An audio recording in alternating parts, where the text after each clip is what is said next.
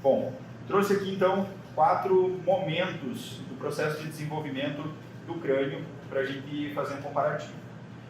Aqui na caixa de acrílico eu tenho um crânio de um feto com mais ou menos 40 semanas. Aqui eu tenho um crânio provavelmente de um adolescente ou de uma pessoa jovem. Aqui na meia-vida e aqui se chama de crânio senil, devido acima de 80 anos de idade provavelmente. Se vocês observarem, existem diferenças marcantes entre essas 4 formas de apresentação do esqueleto na vida, digamos assim.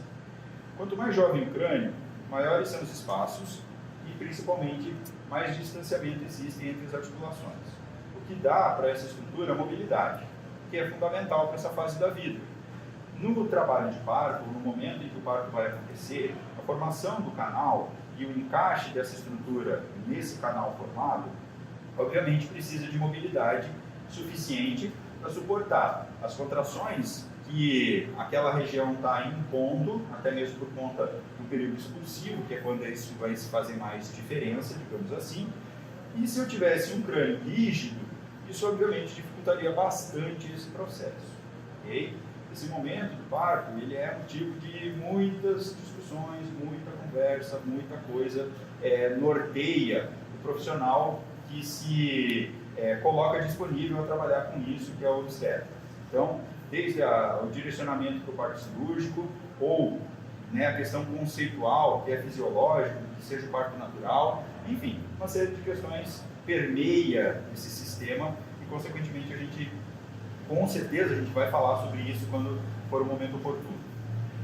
A justificativa, então, do crânio ter esse espaçamento é exatamente, em parte, por essa razão. Obviamente que não é a única, certo? O tecido nervoso que está aqui dentro, ele vai experimentar um processo de desenvolvimento muito rápido a partir do momento que essa criança nasce.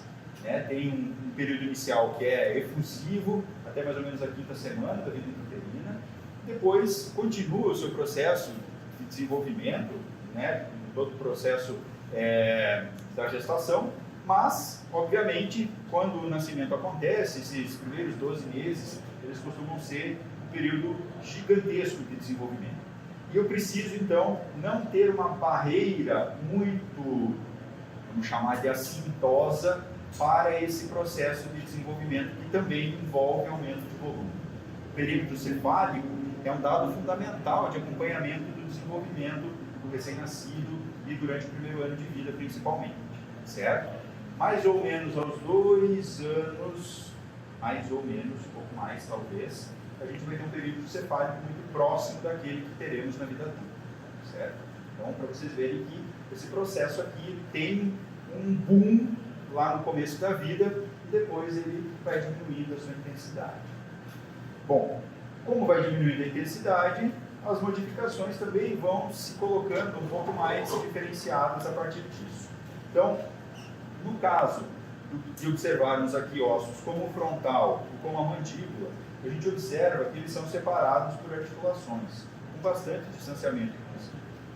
Já quando o indivíduo está completando o seu processo de desenvolvimento ósseo, a gente vai ver que a articulação ela pode até estar presente, e algumas pesquisas apontam que esse sinal articular ele pode permanecer inclusive na vida adulta, mas a tendência é que ele desapareça. Como? Ok? Indicando então que esse processo de desenvolvimento ele já terminou e evoluiu, já que a gente está percebendo que os sinais das articulações que eram muito evidentes aqui já começam a ficar mais apagados. E lá no final da vida, na fase senil, como isso é citado na literatura, vocês podem observar aqui que não há mais sinal articular algum. Houve a substituição e o preenchimento desse espaço de forma total por tecido ósseo. Ok? Aliás, se a gente for analisar esse mecanismo e como o sistema esquelético funciona, é bem interessante a gente frisar um detalhe. Vocês estão começando o curso de medicina agora, isso vai levar aí pelo menos uns 6 anos para vocês se formarem. E olha que coisa legal, nesse período, a maioria de vocês, principalmente aqueles que têm menos de 25 anos de idade, até se formarem, vão ter trocado de esqueleto umas 3 vezes. Por quê? Porque as células ósseas, elas são altamente direcionadas a permitirem essa troca. Isso envolve aspectos desde a plasticidade, ou seja, se esse osso se quebra, ele pode ser reparado, substituído por um tecido exatamente igual ao que existia antes, e obviamente até que se ajuste ao formato ideal, ele passa por um processo de remodelamento. Ok? Essa troca ela é guiada por hormônios e é altamente sensível a estímulos mecânicos. Okay? Então, cada vez que você se exercita, você está dizendo para o seu corpo que ele precisa melhorar a densidade do seu osso. Isso faz com que material específico para isso seja direcionado para essa região e através então desse componente hormonal, e principalmente os minerais, entre eles o cálcio, ele é adensado, ele é fixado na matriz óssea e é isso que cria resistência. Por isso que se a gente for comparar os ossos de um atleta com de uma pessoa sedentária, no que se refere à densidade, o atleta provavelmente vai ter uma densidade melhor do que o indivíduo sedentário.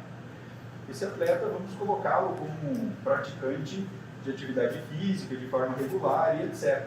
Porque o atleta profissional nem sempre vai ter só benefícios pela demanda física que tem.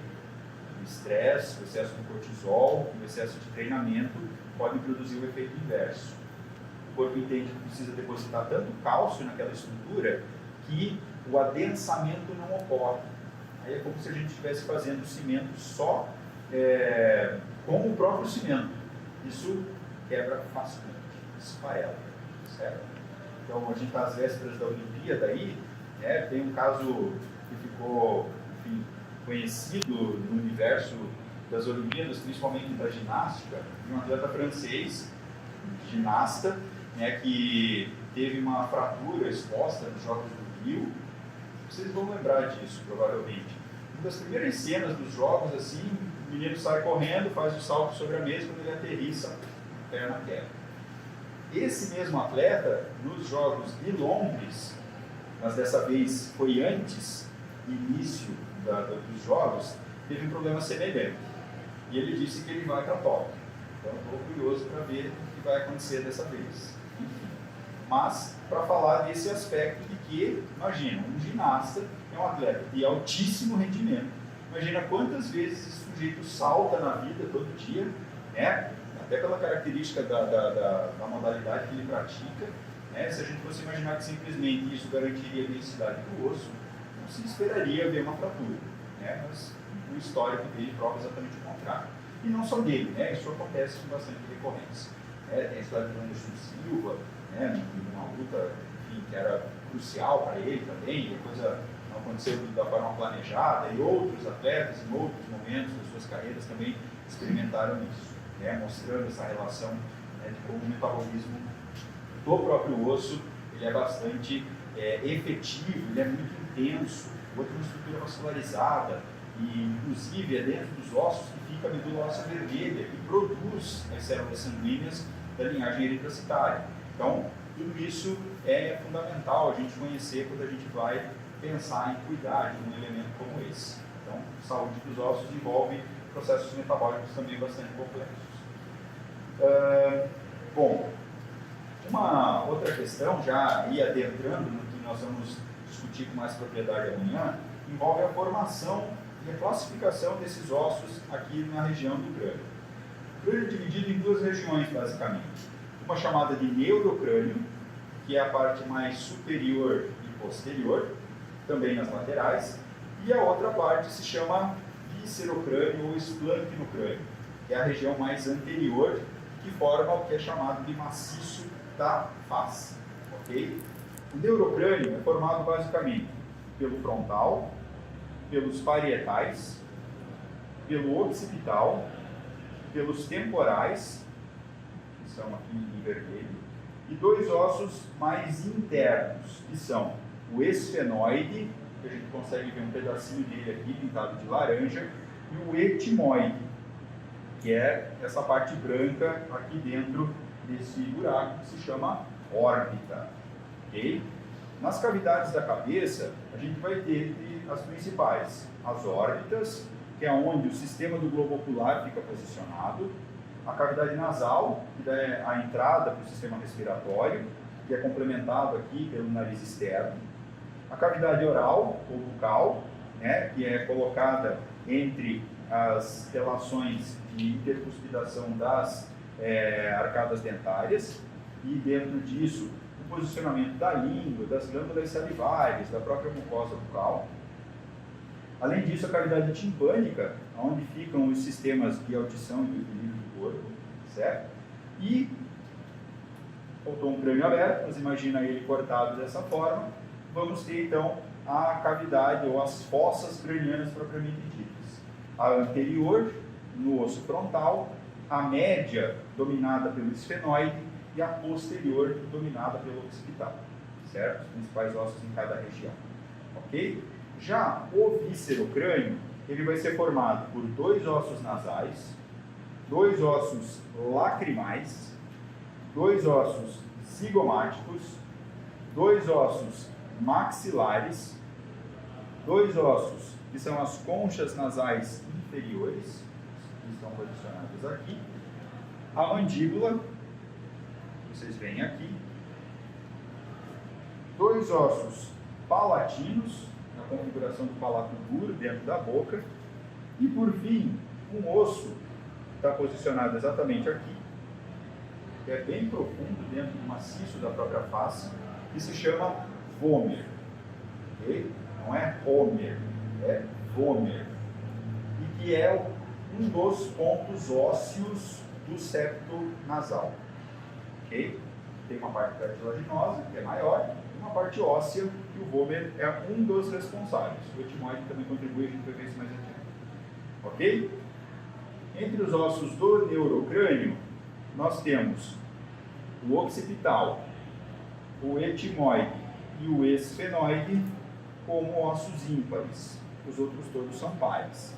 Já no viscerocrânio, a mandíbula e o vômer são os únicos ímpares. Os outros todos são pares. Ok? Nessa questão sobre ossos pares ou sobre a divisão do corpo, etc., a embriologia nos ajuda a entender que esse processo ele é um espelhamento, não necessariamente uma replicação, certo? Mas aí vocês vão ter mais detalhes disso na disciplina específica para entender esse processo de como ele se forma, ok? Inclusive com repercussões interessantes, principalmente do ponto de vista vascular, ok?